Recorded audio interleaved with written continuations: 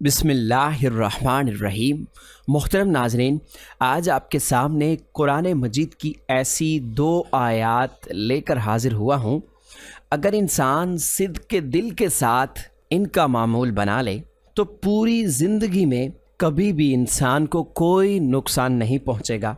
अल्लाह ने ख़ुद इस वजीफ़े की कसम खाई है कि जो बंदा ये वजीफ़ा कर लेगा उसके घर से तमाम मुश्किलात, परेशानियाँ, बीमारियाँ ख़त्म हो जाएंगी। मोहतरम नाज़रीन, अगर किसी इंसान पर अल्लाह की जानिब से तंग दस्ती आती है तो सारा जहान उसके पीछे लग जाए कि मैंने इसको नुकसान पहुँचाना है, सारा जहान उसके पीछे लग जाए कि ये भूखा मर जाए, सारा जहान उसके पीछे लग जाए कि मैंने इसको जलील कर देना है। खुदा की कसम, इन दो आयात के अंदर छुपा हुआ राज ऐसा राज है, अगर इंसान सिद्क़ के दिल के साथ अल्लाह पर एतमाद और भरोसा रख कर इन आयात का वजीफ़ा करे, सिर्फ़ 7 मरतबा पढ़ ले, अल्लाह रब्बुल इज़्ज़त उस इंसान के रास्ते से तमाम मुश्किलात को ख़त्म कर देगा। अपने हाथों पर यह वजीफ़ा करके आज़मा कर देखो, कुरान पाक के अंदर दाखिल हो जाओ। कुरान पाक के अंदर हर मुश्किल का अल्लाह ताला ने हल रख दिया है। मेरे नबी हज़रत मोहम्मद सल्लल्लाहु अलैहि वसल्लम जब मेराज शरीफ पर गए तो पहले आसमान पर, फिर दूसरे आसमान पर, फिर तीसरे आसमान पर, जब 7वें आसमान पर पहुँचे तो सिदरतुल मुंतहा, उसके आगे कोई मकाम नहीं।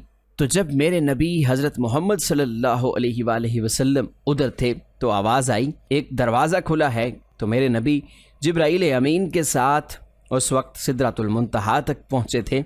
आपके साथ जिब्राईल अमीन अलैहिस्सलाम भी थे। आपने पूछा, ये किसकी आवाज़ है? तो जिब्राईल अमीन फरमाने लगे, या रसूल अल्लाह, मैंने पूरी ज़िंदगी के अंदर इस दरवाज़े को खुला हुआ नहीं देखा जो आज देख रहा हूँ। और दूसरे नंबर पर ये जो फ़रिश्ता निकला है, ये फ़रिश्ता भी मैंने अपनी ज़िंदगी के अंदर पहली बार देखा है। तो वो जब आया, वो अपने आका हज़रत मोहम्मद सल्लल्लाहु अलैहि वसल्लम के सामने झुककर अल्लाह की जानिब से ये तोहफ़ा दिया कि कुरान की 2 आयात थीं और इन आयात की इतनी अहमियत और फजीलत है। उस वक्त उस फ़रिश्ते ने 3 चीज़ें दी थीं। एक नमाज का तोहफ़ा था, एक उम्मत की शफ़ाअत का तोहफ़ा था, और एक ये कुरान मजीद सूरह बकरा की आखिरी 2 आयात थी। मोहतरम नाज़रीन, इसको छोटा ना समझिएगा, खुदा की कसम खाकर कहता हूँ, ये पूरी कायनात के अंदर सबसे ज़्यादा मुजर्रब अमल है। इसके अंदर ताकत है, इसके अंदर राज है, इसके अंदर गुमसुम हो जाओ, दुनिया खुदा की कसम आपकी हो जाएगी। दुनिया के पीछे घूम रहे हो, जहाँ से कुछ नहीं मिलेगा, अपनी ज़िंदगी को तबाह कर रहे हो, वहाँ से कुछ नहीं मिलेगा। अगर मिलना है तो अल्लाह के कुरान से सूरह बकरा की आखिरी 2 आयात एक दफ़ा समात फरमा लीजिए। बिस्मिल्लाहिर्रहमानिर्रहीम। आमनर रसूलु बिमा उन्ज़िला इलैहि मिर रब्बिही वल मुअमिनून कुल्लुन आमन बिल्लाहि व मलाइकतिही व कुतुबिही व रुसुलिही ला नुफ़र्रिक़ु बैन अहदिन मिर रुसुलिही व क़ालू समिअना व अतअना गुफ़रानक रब्बना व इलैकल मसीर ला युकल्लिफ़ुल्लाहु नफ़्सन इल्ला वुसअहा लहा मा कसबत व अलैहा मक्तसबत रब्बना ला तुआखिज़ना इन नसीना औ अख़्तअना रब्बना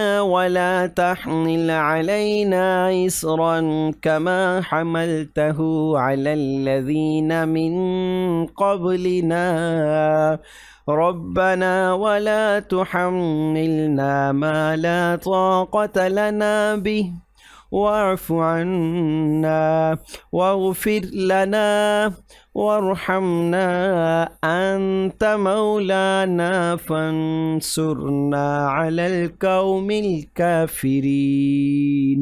मोहतरम नाज़रीन, एक रवायत के मुताबिक कुरान मजीद में ये सूरह बकरा की आखिरी 2 आयात हैं। इनके अंदर सबसे ज़्यादा ताकत है। कुरान पाक की आयत मुबारका को आपने 7 मरतबा पढ़ना है, जो ज़्यादा ताकतवर एक दलाइल है کتاب و سنت کی روشنی سے، علماء اکرام کی روشنی سے، تو وہ ہے سورہ بقرہ کی 2 آیات جو میں نے آپ کو پڑھ کر سنائی ہے۔ تو یہ آپ نے اس طرح کرنا ہے کہ رات کو سونے سے پہلے ان کو 7 مرتبہ پڑھنا ہے۔